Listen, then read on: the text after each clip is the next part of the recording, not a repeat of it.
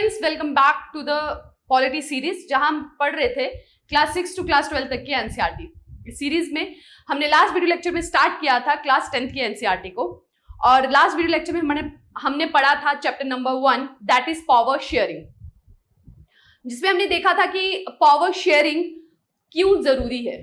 जहां पे बेल्जियम और श्रीलंका की एग्जांपल से हमने जाना था कि अगर गवर्नमेंट में स्टेबिलिटी लानी हो, कन्फ्लिक्ट को मिनिमाइज करना हो, तो power sharing is very important. साथ ही हमने देखा था कि मॉडर्न कंट्रीज में जो वर्टिकल पावर डिस्ट्रीब्यूशन है, वर्टिकल पावर शेयरिंग है, that is the major form of power sharing. Vertical power sharing that is from central state government. इस हिसाब से जो पावर शेयरिंग होती है that is the major feature of modern countries, और this vertical power sharing को ही कहा जाता है फेडरलिज्म। आज इस चैप्टर में हम इस कंसेप्ट को डिटेल में पढ़ेंगे कि फेडरलिज्म क्या होता है, किस तरह से ये अचीव किया जाता है और क्या इसका मतलब है, क्या इसके मेन फीचर्स है। सो फेडरलिज्म की जब हम बात करते हैं उससे पहले हमें ये जानना है कि यूनिटरी गवर्नमेंट क्या है। यूनिटरी गवर्नमेंट, यूनिटरी गवर्नमेंट का मतलब ये है कि जहां पे सिर्फ वन फॉर्म ऑफ गवर्नमेंट हो, वन फॉर्म ऑफ गवर्नमेंट हो, and that two is the central government. ठीक है, एक ही फॉर्म की गवर्नमेंट है और उसी के पास सभी पावर है। अगर स्टेट गवर्नमेंट है भी तो भी वो सेंट्रल गवर्नमेंट के सबऑर्डिनेट है। सेंट्रल गवर्नमेंट उन्हें डायरेक्ट कर सकती है, ऑर्डर कर सकती है, उन्हें बना सकती है, उन्हें तोड़ सकती है। तो यूनिटरी फॉर्म ऑफ गवर्नमेंट में एक ही फॉर्म की गवर्नमेंट होती है और उसी के पास पूरी पावर होती है गवर्नमेंट को चलाने की। Whereas federalism stands for कि फेडरलिज्म में जो पावर है that is divided between, power जो है वो डिस्ट्रीब्यूटेड होती है, वो डिवाइडेड होती है बिटवीन सेंट्रल अथॉरिटी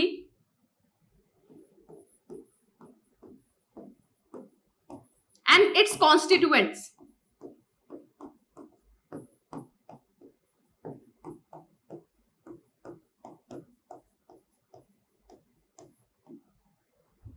यूनिटरी में एक ही फॉर्म की गवर्नमेंट है, सेंट्रल गवर्नमेंट है, मेन है। अगर स्टेट गवर्नमेंट होगी भी, प्रोविंशियल गवर्नमेंट हुई भी, स्टेट कह लीजिए या प्रोविंसेस कह लीजिए, जो भी पार्ट्स बन के एक कंट्री बनती है, एक मेन पोर्शन बनती है, उसमें उसकी भी गवर्नमेंट्स होंगी, लेकिन वो सबऑर्डिनेट होंगी, उनके पास अपनी इंडिविजुअल पावर नहीं होगी। लेकिन फेडरलिज्म का क्या मतलब है कि वहां पर जो पावर है वो डिवाइडेड होगी। किस किस के बीच में? एक सेंट्रल अथॉरिटी के बीच में जो पूरी कंट्री को गवर्न कर रही है, साथ ही उसके कॉन्स्टिट्यूएंट, वो कंट्री जिन स्टेट्स को, जिन प्रोविंसेस को मिला के बनी है, उनके बीच में। So there will be the distribution of power between central authority and its constituent. So that is called federalism. और इन दोनों की जो पावर होगी, सेंट्रल अथॉरिटी की और उनके कॉन्स्टिट्यूएंट की, वो that will be independent. Central authority की और कॉन्स्टिट्यूएंट की जो पावर है, कॉन्स्टिट्यूएंट्स की, उनकी पावर जो है इंडिपेंडेंट ऑफ ईच अदर होगी, वो एक दूसरे को कंट्रोल नहीं कर सकते। सो दैट इज फेडरलिज्म। और फेडरलिज्म के जो इंपॉर्टेंट फीचर्स हैं जो उसको यूनिटी फॉर्म ऑफ गवर्नमेंट से डिफरेंट करते हैं, that is first of all जो गवर्नमेंट के लेवल है, there should be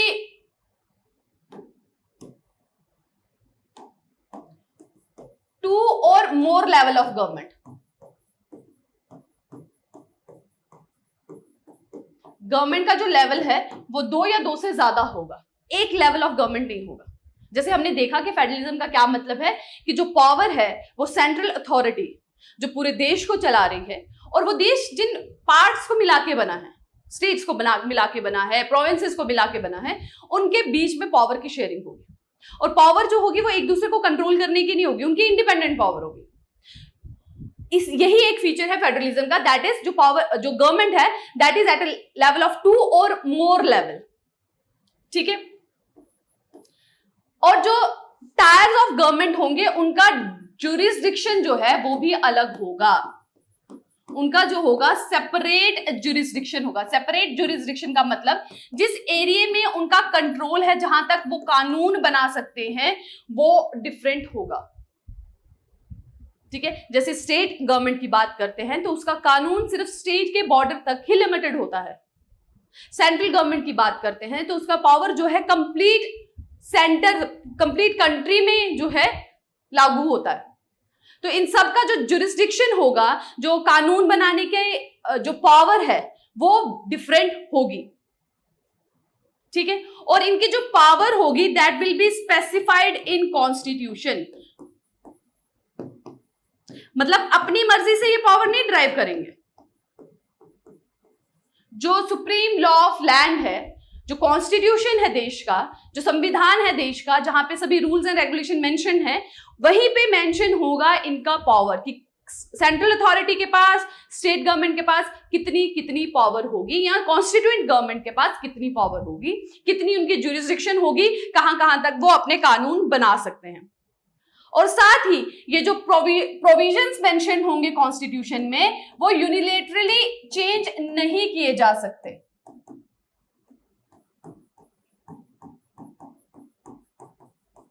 cannot changed unilaterally. इसका क्या मतलब हुआ? इसका मतलब हुआ कि ये जो कॉन्स्टिट्यूशन में मेंशन है कि सेंट्रल गवर्नमेंट के पास, सेंट्रल अथॉरिटी के पास कितनी पावर होगी, किस किस सब्जेक्ट पे वो कानून बना सकता है, कहां कहां तक उसका जो पावर है वो एक्सटेंड करती है, या प्रोविंसेस की क्या पावर है, कॉन्स्टिट्यूएंट की क्या पावर है, इसे बदला नहीं जा सकता। सेंट्रल अथॉरिटी अपनी पावर बढ़ा दे बिना प्रोविंसेस को पूछे, प्रोविंसेस की पावर को घटा दे अपनी मर्जी से यूनिलेटरली, कि सेंटर अकेले या प्रोविंसेस अकेले कॉन्स्टिट्यूशन में मेंशन इन पावर को चेंज नहीं कर सकती। अगर कॉन्स्टिट्यूशन में जो प्रोविजंस मेंशन है पावर शेयरिंग को लेके, उसे बदलना है तो दोनों की रजामंदी, दोनों का अप्रूवल जरूरी होगा, कॉन्स्टिट्यूएंट पार्टीज का भी और सेंट्रल अथॉरिटी का भी, ठीक है, ताकि जो स्टेबिलिटी है वो मेंटेन रहे। और जो ये जो कॉन्स्टिट्यूशन है, इसकी जो इंटरप्रिटेशन की पावर है that is with the courts, कि कॉन्स्टिट्यूशन का क्या मतलब है, कॉन्स्टिट्यूशन किस प्रोविजन से क्या कहना चाह रहा है। क्योंकि कॉन्स्टिट्यूशन में बहुत बार ऐसी टर्म्स होती है, लीगल टर्म्स होती हैं, फॉर्मल टर्म्स होती हैं, जिसकी इंटरप्रिटेशन सब हर पर्सन अलग तरह से इंटरप्रेट करता है। तो हर पर्सन उसका मीनिंग जो है वो डिफरेंट तरीके से निकालता है। तो फाइनल इंटरप्रिटेशन क्या होगी कि ये कहा जाए कि इसका जो मतलब है that is full and final. वो कौन फाइनल ये बताएगा? That is with the court. वो सेंट्रल अथॉरिटी के पास नहीं है, क्योंकि अगर सेंट्रल अथॉरिटी के पास होगा तो वो हर प्रोविजन को इस तरह से इंटरप्रेट करे कि उनको बेनिफिट होगा। और अगर प्रोविंसेस के पास ये पावर हो तो प्रोविंसेस जो है वो कॉन्स्टिट्यूशन के हर प्रोविजन को, हर लॉ को, हर कानून को इस तरह से इंटरप्रेट करेंगे कि उनका बेनिफिट ज्यादा हो। तो इस चीज को बैलेंस करने के लिए जो फाइनल इंटरप्रिटेशन है उसकी power is with the court. These are the features of federalism, ठीक है।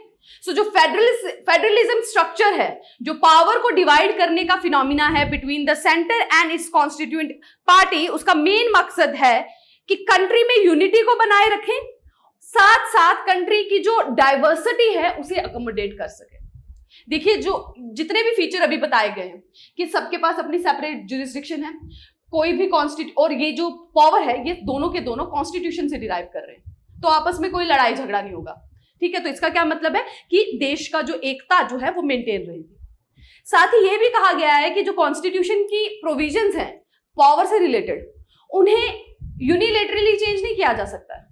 ऐसा नहीं है कि सेंट्रल अथॉरिटी का जब मन करेगा वो इन प्रोविजंस को बदल देगी और प्रोविंसेस की पावर को खत्म कर देगी, ऐसा नहीं है, ये नहीं हो सकता। तो इससे क्या होगा? इससे जो रीजनल डाइवर्सिटी है उसे भी अकोमोडेट किया जा रहा है।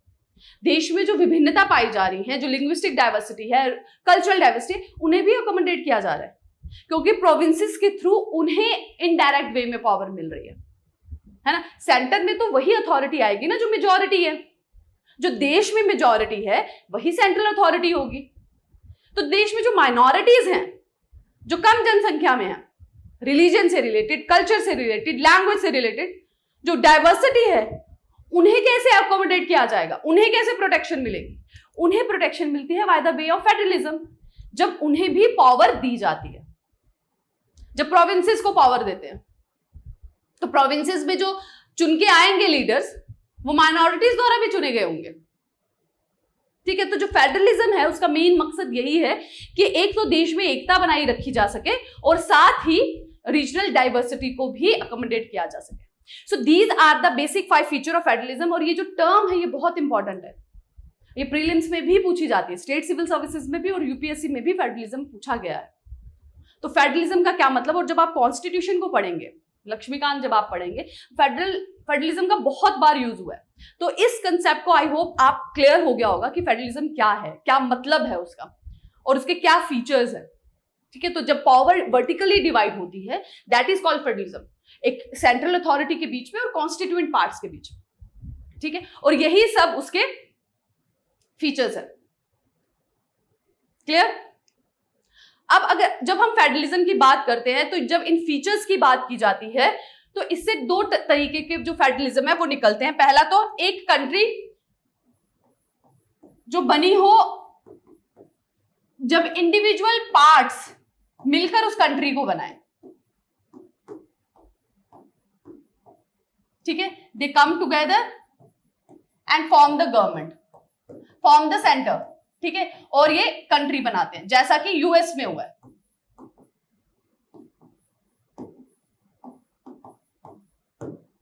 यूएसए में जो भी इंडिविजुअल कंट्रीज हैं वो आपस में मिलकर उन्होंने यूनाइटेड स्टेट ऑफ अमेरिका को बनाया है। तो this is called a federation, जहां पे इंडिविजुअल स्टेट जो है, इंडिविजुअल कहें या independent is a better term, individual से ज्यादा बेटर टर्म होगी इंडिपेंडेंट।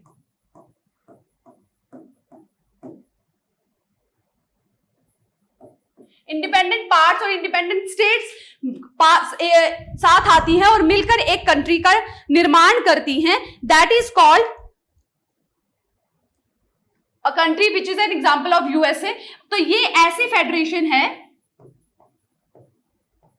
जहां पर जो स्टेट हैं वो अपनी जो सॉवरेनिटी है उसे, अभी उनके पास वो सॉवरेनिटी, जो इंडिपेंडेंट काम करने की उनकी पावर है वो उनके साथ है।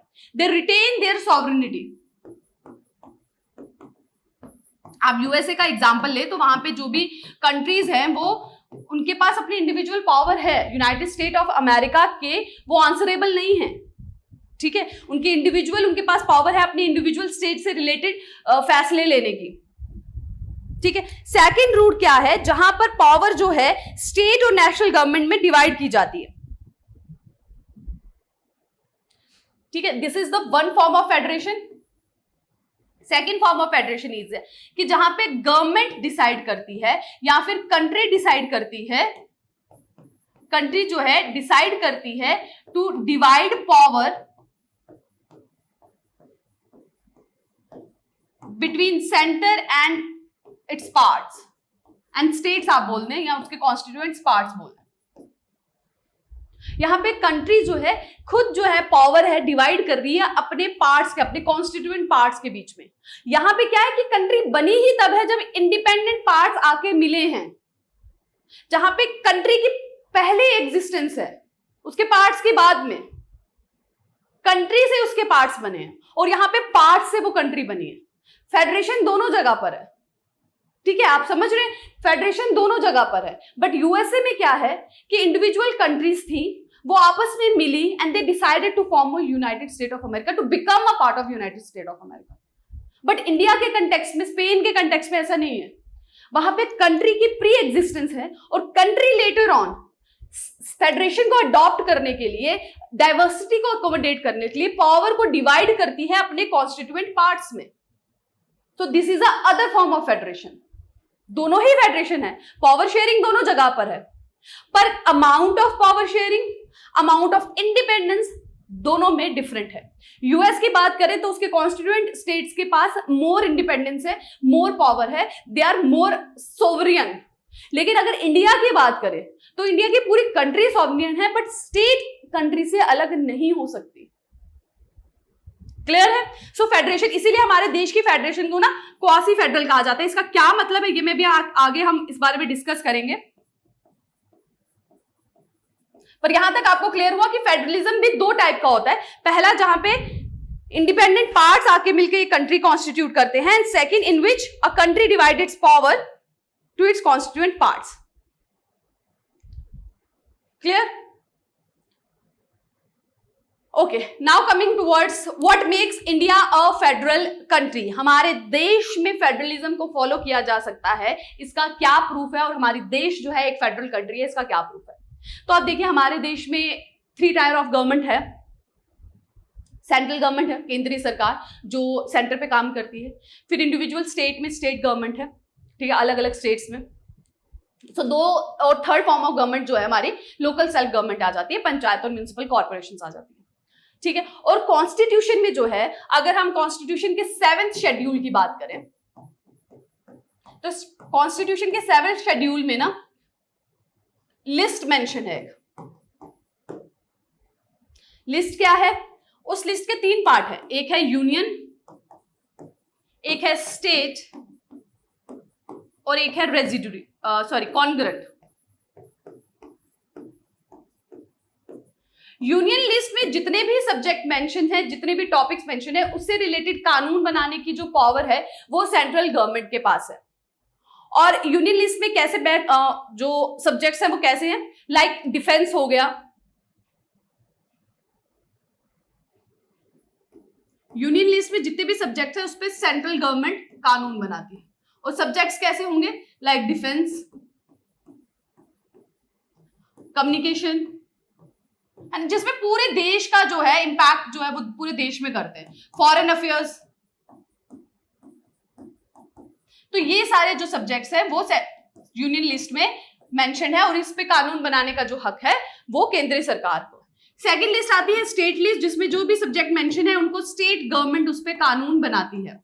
और इस पे किस तरह के सब्जेक्ट मेंशन है, जैसे पुलिस हो गया, ट्रेड हो गया, कॉमर्स हो गया, एग्रीकल्चर हो गया, ये सब, ठीक है, जो इंडिविजुअल स्टेट के लिए बहुत इंपॉर्टेंट है। So these are the 2 list, union list and the state list. Third आती है कॉन्करेंट लिस्ट। कॉन्करेंट लिस्ट में जितने भी सब्जेक्ट मेंशन हैं उस पे जो कानून बनाने का हक है वो सेंट्रल और स्टेट दोनों के पास है, ठीक है। जैसे एजुकेशन, फॉरेस्ट, ठीक है, क्योंकि फॉरेस्ट जो है स्टेट गवर्नमेंट के अंडर भी आते हैं, सेंटर में भी, तो दोनों उस पर कानून बना सकती है। एजुकेशन से रिलेटेड बना सकते हैं, मैरिज हो गया। सो यूनियन लिस्ट में जितने भी सब्जेक्ट मेंशन है उस पे कानून बनाने का जो हक है that is with the central government. State list में जितने सब्जेक्ट मेंशन है उस पे कानून बनाने का हक इज विद स्टेट गवर्नमेंट, और कॉन्करेंट लिस्ट में इन दोनों के पास होता है। इसके बाद कुछ ऐसे सब्जेक्ट्स जो इन तीनों लिस्ट में मेंशन ना होता है। चेंजेस जैसे जैसे टाइम में चेंज आता है, नए नए कंसेप्ट्स आते हैं, नई नई प्रॉब्लम्स, इश्यूज क्रिएट होते हैं। अब पहले पॉल्यूशन का इतना इशू नहीं था, अब पोल्यूशन का इशू आ गया है, सस्टेनेबिलिटी एक हमारा मेन मुद्दा बन गया है। तो ये सब चीजें जो है, जो नए नए इश्यूज आते हैं, नए नए सब्जेक्ट्स आते हैं, उस पर कानून बनाने का हक किसके पास है। तो ये जो नए टॉपिक्स आते हैं जो कहीं पे भी मेंशन नहीं है वो आते हैं रेजिडुरी लिस्ट में। रेजिडुरी लिस्ट में आते हैं ये, और इन पर कानून बनाने का जो हक है that is with the central government.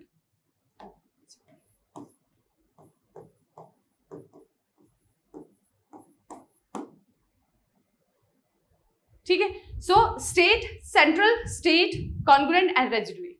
सो इनमें इससे रिलेटेड जो कानून बनाने का हक है that is with the central government. तो हम अगर अपने देश की बात करें तो हमारे देश जो है it is consist of various state UTs. सिर्फ हमारे देश में सिर्फ स्टेट्स ही नहीं मिलती है, वहां पे यूनियन टेरिटरीज भी हैं, और यूनियन टेरिटरीज की जो गवर्नेंस है दैट इज टोटली डिफरेंट। कुछ में लेजिस्लेचर है, जैसे आप देखें कहीं पर इलेक्शंस होती हैं, मिनिस्टर्स चुने जाते हैं, जैसे पुडुचेरी में हो गया, और जम्मू एंड कश्मीर अब हमारी यूनियन टेरिटरी बन गई है, वहां पर लेजिस्लेचर है। बाकी यूनियन टेरिटरी में लेजिस्लेचर ही नहीं है, वहाँ लेफ्टिनेंट गवर्नर होता है जो कि अपॉइंट किया जाता है प्रेसिडेंट के थ्रू, और वो वहाँ जाके गवर्न करता है। बाकी हमारी स्टेट्स हैं, चंडीगढ़ एक यूनियन टेरिटरी, बाकी हमारी स्टेट्स हैं जहाँ पे लेजिस्लेचर होते हैं, जहाँ पे गवर्नमेंट होती है और लोगों द्वारा चुनी जाती है डेमोक्रेटिक वे से, एंड दे गवर्न। ठीक है, सो अगर इंडिया की बात करें तो कंट्री में फेडरलिज्म है, तो ये इन चीजों से प्रूफ होता है कि 7th शेड्यूल में जो लिस्ट मेंशन है वहां पे सबके पास अलग अलग पावर है। तो फेडरलिज्म का जो हमने पहला फीचर पढ़ा था, फेडरलिज्म का पहला फीचर पढ़ा था कि the level of government is 2 और मोर। तो वो हमने देखा कि हाँ, एक सेंट्रल गवर्नमेंट है, एक स्टेट गवर्नमेंट है, तो दो से ज्यादा लेवल है, और एक तीसरी हमारी लोकल सेल्फ गवर्नमेंट भी है। तो फेडरलिज्म तो है। सेकंड हमने इसमें पढ़ा था कि जो भी स्पेसिफाइड होगा, जो भी उनकी पावर है, वो कॉन्स्टिट्यूशन में मेंशन होगी। तो कॉन्स्टिट्यूशन के 7th शेड्यूल में ही लिस्ट मेंशन है, जिसमें union list, state list, congruent list आती है। उसमें स्पेसिफिकली मेंशन कर दिया गया है कि अलग अलग एरियाज है जहां पे वो कानून बना सकते हैं। ठीक है, सो इन दोनों तरीके से कंट्री इंडिया जो है दैट कम्स अंडर फेडरेशन। साथ ही एक और फीचर है कि अगर ये जो लिस्ट बनाई गई है, सेंट्रल लिस्ट है, यूनियन लिस्ट है, अगर इन यूनियन लिस्ट से कोई सब्जेक्ट हटाना हो, या स्टेट लिस्ट से कोई सब्जेक्ट हटाना हो, यूनियन लिस्ट में लाना हो। स्टेट लिस्ट मैंने बताया ना, उसमें वो सब सब्जेक्ट है जिसपे राज्य सरकार कानून बना सकती है। अब जैसे स्टेट लिस्ट में सपोज एक सब्जेक्ट मेंशन है एग्रीकल्चर का, ठीक है।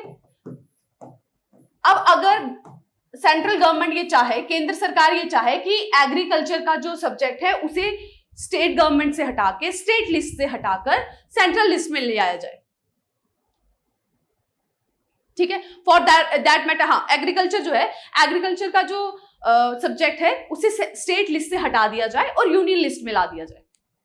तो फेडरेशन के फीचर में हमने क्या पढ़ा कि अगर पावर में चेंजेस लाने हैं, कॉन्स्टिट्यूशन के प्रोविजन में चेंजेस लाने हैं, तो यूनिलैटरली नहीं लाए जा सकते।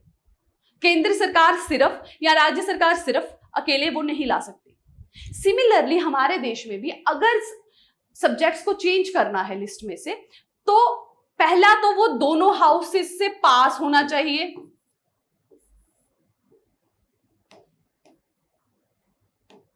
पहले तो it should be passed by both the house. Both house कौन से? राज्यसभा और लोकसभा। उन दोनों से पहले तो ये हाउस होना चाहिए, कैसे? 2/3 मेजॉरिटी से। ये मैंने पहले भी आपको एक्सप्लेन किया था कि जितने लोग प्रेजेंट हैं उसका 2/3, ठीक है। साथ ही ये रेटिफाइड होना चाहिए। रेटिफाइड मतलब अप्रूव्ड। रेटिफाइड होना चाहिए at least half of state legislature से।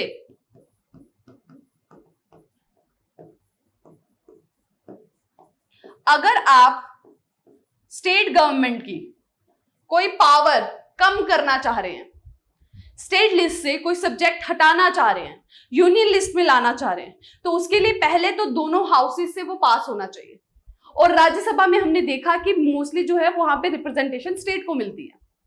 साथ ही दोनों हाउसेस से पास होने के बाद कम से कम हाफ ऑफ स्टेट्स, जितनी भी स्टेट्स कंट्री में हैं, उसमें से आधी स्टेट उस चेंज के लिए अपना असेंट देना चाहिए, उन्हें अप्रूवल देना चाहिए, रेटिफाइड होना चाहिए। तो इससे क्लियर होता है कि यूनिलेटरली कॉन्स्टिट्यूशन के प्रोविजन में चेंज नहीं किया जा सकता, ठीक है।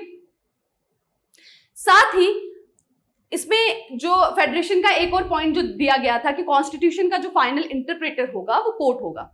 सिमिलरली इंडिया में भी जब कभी सेंटर और स्टेट के बीच में कोई डिस्प्यूट होता है, कोई कंफ्लिक्ट होता है, जैसे रिसेंटली 370 आर्टिकल अबॉलिश किया गया जम्मू एंड कश्मीर में, तो उस टाइम पे केस की हियरिंग, केस की फाइनल कि ये जो एबॉलिशमेंट है ये सही है, लीगल है कि नहीं है, कॉन्स्टिट्यूशनली ये वैलिड है कि नहीं है, इसका फाइनल डिसीजन लिया गया सुप्रीम कोर्ट के द्वारा। तो जुडिशरी ने ही इंटरप्रेट किया फाइनल। तो फेडरेशन के जितने भी फीचर हैं वो हमारे देश में लागू होते हैं। लेवल ऑफ गवर्नमेंट है, ठीक है, सेंटर है, स्टेट है। लेटर ऑन 1992 में 73 अमेंडमेंट एक्ट के थ्रू लोकल सेल्फ गवर्नमेंट भी लाई गई, जिसको कहते हैं पंचायती राज इंस्टीट्यूशन। तो 3 लेवल ऑफ गवर्नमेंट भी है। कॉन्स्टिट्यूशन से ही पावर डिराइव करते हैं, कॉन्स्टिट्यूशन में मेंशन है लिस्ट का। कॉन्स्टिट्यूशन में जो भी प्रोविजन है उन्हें यूनिलेटरली चेंज भी नहीं कर सकते। और जो इंटरप्रिटेशन है वो भी सेपरेट है, वो भी जो है कोर्ट के थ्रू होती है, ठीक है। फाइनेंसेस जो है दैट इज ऑल्सो सेपरेट, ठीक है। अब हम ये देखते हैं कि हमारे देश में ये तो क्लियर हुआ कि India is a federation, but this federation is different from the federation of USA, वो हमने देख लिया, क्योंकि हमारे देश में जो अगर आप कहें सेंटर जो है, सेंटर इज कंपेरेटिवली स्ट्रांग। कैसे है स्ट्रांग? जैसे मैंने बात की कि जो रेजिडुअरी पावर्स है, जो सब्जेक्ट मेंशन नहीं है कहीं पे भी, उन पे कानून बनाने का हक जो है सेंटर का ही है। और जब आप फाइनेंस की बात करते हैं तो फाइनेंस का भी जो मेजर कंट्रोल है that is with the central government. ठीक है, फाइनेंसेस का जो कंट्रोल आता है। साथ ही अगर आप कहें कि स्टेट को जो चेंज करना है, जो भी हम पढ़ेंगे, अभी तक बहुत सारी स्टेट्स के बॉर्डर्स को चेंज किया गया। छत्तीसगढ़ बनाया गया, झारखंड बनाया गया बिहार से काट के, उत्तराखंड बनाया गया यूपी से काट के, छत्तीसगढ़ बनाया गया एमपी से हटा के, ठीक है, आंध्र प्रदेश से हटा के तेलंगाना बनाया गया। ठीक है, सो स्टेट्स के बॉर्डर्स को चेंज किया गया। जम्मू एंड कश्मीर स्टेट को यूटी बना दिया गया। सो ये सब किसने किया? ये सेंट्रल गवर्नमेंट ने किया। तो स्टेट जो है कहीं ना कहीं सेंट्रल गवर्नमेंट के सबऑर्डिनेट हैं। ऑल्दो उनके पास अपनी इंडिविजुअल पावर है, लेकिन स्टिल दे सबऑर्डिनेट। उनके बॉर्डर चेंज करना, नाम चेंज करना, बट यूएस में ऐसा नहीं हो सकता। तो हमारा जो फेडरेशन है that is sort of quasi federation, कि फेडरेशन तो है बट फुल प्रूफ फेडरेशन नहीं है। स्टेट जो है इंडिपेंडेंट नहीं है, वो सेंटर के सबऑर्डिनेट आती हैं। सेंट्रल गवर्नमेंट की उनके पास पावर है, but as compare to centre they have less power. हमारे देश में फेडरेशन को कैसे प्रैक्टिस किया गया है? तो सबसे पहले लिंग्विस्टिक स्टेट्स बनाई गई लैंग्वेज के बेस पे। जब देश आजाद हुआ उस टाइम पे बहुत डिमांड हुई कि लैंग्वेज के बेस पे जो स्टेट्स है बनाई जाए, क्योंकि हिंदी बोलने वाले लोग अराउंड 40% थे। तो साउदर्न पोर्शन में जो सेपरेट लैंग्वेजेस होती थी उनके बेस पे डिमांड थी कि जो स्टेट्स है उन्हें कार्व आउट किया जाए। उस टाइम के लीडर्स को ऐसा लगता था कि अगर लैंग्वेज के बेस पे स्टेट्स को बना दिया गया तो स्टेट जो है, जो देश है, वो डिसइंटीग्रेट हो जाएगा। बट हमने जो अभी तक देखा है ऐसा नहीं हुआ है। हमारी हिस्ट्री को अगर हम देखते हैं तो स्टेट्स बनाने से स्टेट्स की डेवलपमेंट बढ़ी ही है, डिसइंटीग्रेशन नहीं हुआ है। अगर आप लैंग्वेज की भी बात करें तो हमारे देश में ऑफिशियल लैंग्वेज जो है स्टिल हमारे देश में हिंदी को ऑफिशियल लैंग्वेज माना जाता है, बट साथ ही 22 शेड्यूल लैंग्वेजेस हैं हमारे देश में। कहने का मतलब कि हिंदी के साथ साथ 22 ऐसी एक लैंग्वेजेस हैं जिसपे ऑफिशियल काम होता है। अगर आप कोई भी सेंट्रल लेवल का एग्जाम देना चाहते हैं, यूपीएससी में भी दिस 22 शेड्यूल लैंग्वेज आप ऑप्शन चुन सकते हैं। ठीक है, साथ ही साउदर्न स्टेट्स की ये डिमांड रही कि हिंदी के साथ साथ इंग्लिश को भी ऑफिशियल लैंग्वेज की तरह रहने दिया जाए। Although central government time to time Hindi को प्रमोट करने का काम करती है, लेकिन फिर भी ऑफिशियल लैंग्वेज इंग्लिश भी अभी तक चलती आ रही है, क्योंकि जो हमारे देश का जो कॉन्स्टिट्यूशन है उसका बेसिक जो आइडल था that is to accommodate diversity. कहीं पे भी माइनॉरिटीज को ये ना लगे कि उनकी राइट्स को छीना जा रहा है, उनको दबाया जा रहा है। ठीक है, तो लैंग्वेज के बेसिस पे स्टेट्स को बनाया गया। ठीक है, ऑफिशियल लैंग्वेज हिंदी रखी गई। स्टिल 22 ऐसी लैंग्वेज है जिनको कॉन्स्टिट्यूशन में मेंशन है और जहां पर ऑफिशियल लैंग्वेज की तरह जो अपनाई गई है।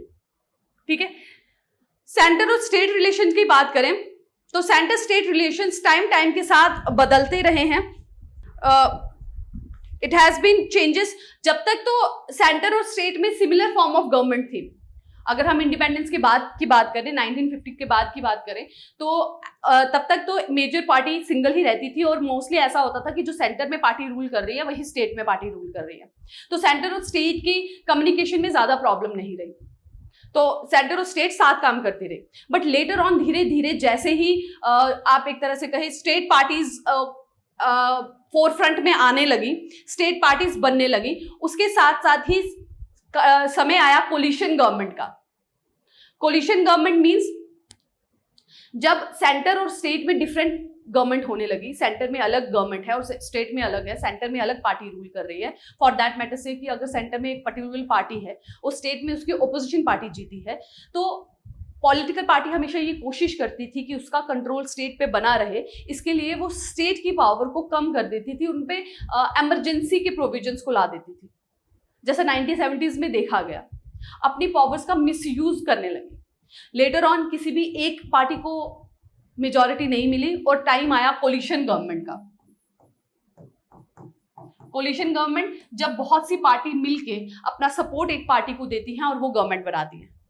ऐसी कंडीशन में कोई सिंगल पार्टी अपनी मर्जी से गवर्न नहीं कर सकती, और इस टाइम पे स्टेट पार्टीज जो हैं वो फोर फ्रंट में आई और वो अपने जो नीड्स हैं उनको फुलफिल कराने लगी।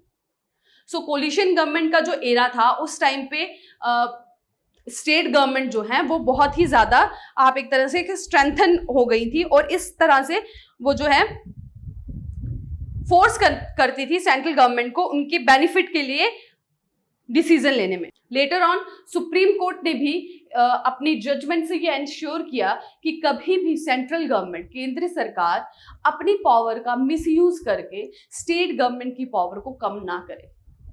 जैसा कि बताया गया है कि फेडरेशन का जो सबसे इंपॉर्टेंट फीचर होता है वो ये होता है कि जो कोर्ट हैं वही फाइनल इंटरप्रेटर होते हैं कॉन्स्टिट्यूशन का, वही ये फाइनल डिसाइड करते हैं कि कोई भी कॉन्स्टिट्यूशन के अगेंस्ट जाके काम ना करे। तो सुप्रीम कोर्ट ने भी अपनी जजमेंट में ये क्लियर किया कि सेंट्रल गवर्नमेंट अपनी पावर का मिसयूज करके स्टेट की पावर्स को खत्म नहीं कर सकती, उनकी पावर्स को वायलेट नहीं कर सकती। So this lead to a more autonomy to the state government. इससे जो राज्य सरकारें थी उन्हें थोड़ी और आज़ादी मिली, और फ्रीडम के साथ काम करने की उनको मौका मिला।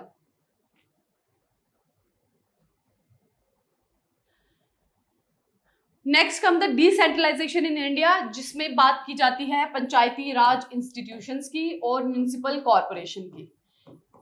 जब हमारा देश आज़ाद हुआ, जब हमारा देश का संविधान बना, उस टाइम पे सिर्फ फेडरेशन को कहा जाए तो पावर शेयरिंग थी दो लेवल पे, सेंट्रल लेवल और स्टेट लेवल पर। Later on by the 73rd and 74th constitutional amendment act 1992 के थ्रू कॉन्स्टिट्यूशनल स्टेटस मिला पंचायती राज इंस्टीट्यूशन को और म्युनिसिपल कॉर्पोरेशन को।